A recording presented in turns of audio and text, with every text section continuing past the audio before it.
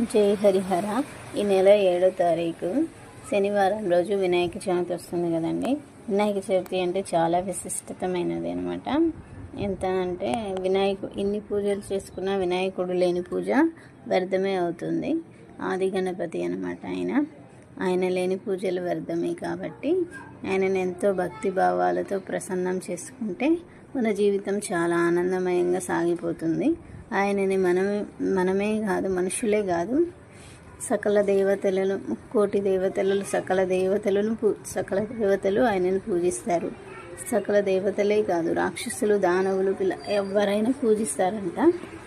ఆయన మొదటి పూజలను అందుకుంటేనేగా దేంట్లో అయినా విజయాలను సాధించగలరు. సిద్ధి బుద్ధులకి అంటే విద్యా బుద్ధులకి అన్నిటికీ ఆయనే మూలం. అందుకే పిల్లలకి ఎంతో ఇష్టం. ఆ తండ్రి ప్రేమ స్వరూపుడు, స్నేహ